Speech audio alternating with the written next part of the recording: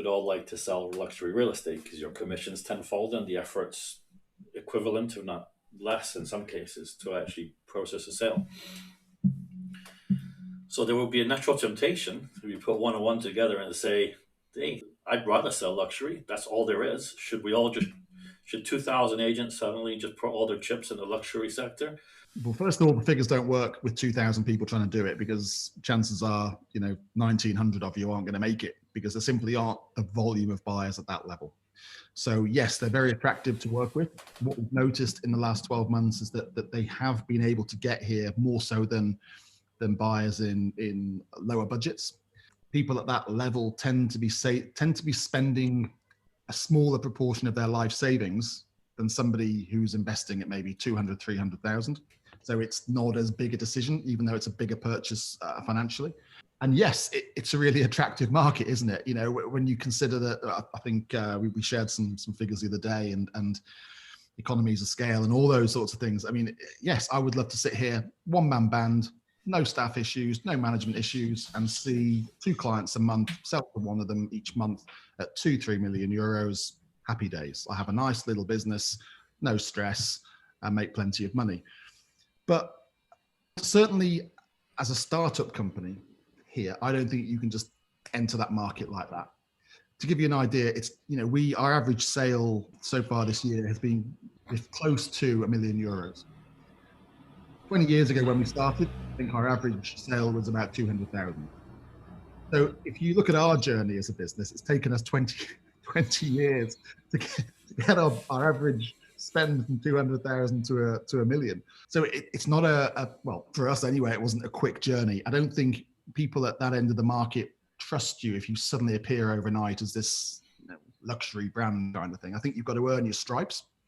I think you've got to go through the hard slog. You've got to be, people at that level, people at any level, they want to trust you. They want to like you. They want to do business with you, but they've got to trust you. Longevity is important. They like to see that you've been around, that you know what you're doing, that you have the networks, that you have the connections in place to help them buy a property at a good price, that you have a visibility. So if you're not in the local magazines or not on the Marbella Golden Mile, that you at least have a presence online and that you know what you're doing, that you also have a stock of listings. And those, you suddenly don't go out and list 4 villas in Sierra Blanca and 4 in Zagaleta overnight. People think they can, but that can take 5 years to do those 8 listings.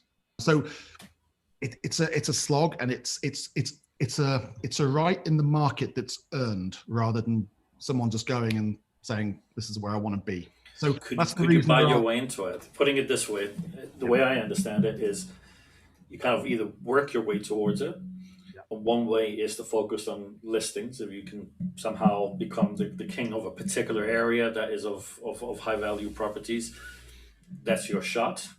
And if all your energies go into becoming a listing agent in a very specific area, and you're successful at that, you got a shot at it probably relatively quickly if you're successful at getting those listings and let the buyers come from the existing network of agents.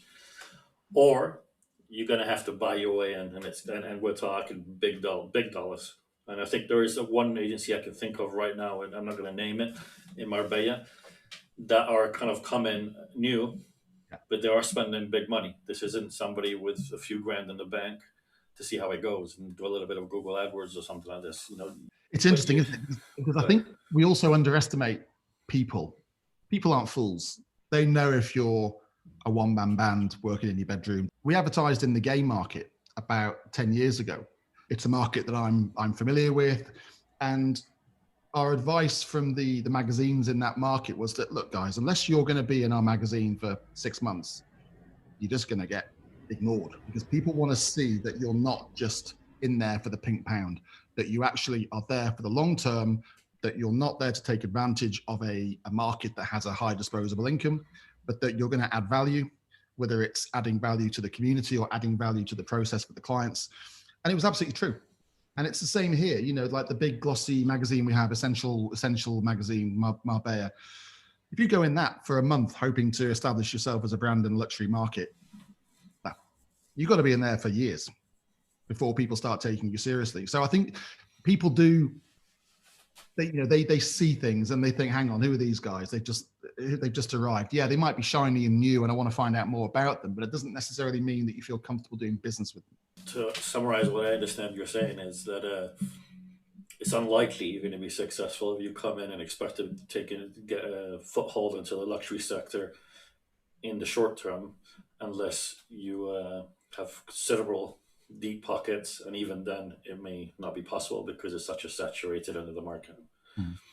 So a friend of yours is starting out, you'd probably give them some realistic brotherly advice and say, start where the volume is at and work your way to the luxury sector. Would that be sound about right? Yeah, I think it's good to aim for. And you know what, Alfredo? You can get lucky sometimes. You know, you can land on a deal, whether it's a listing you've got or a client that's recommended to you, a buyer, and they go and spend 5 million euros with you on a house, and you make enough to live off for a year.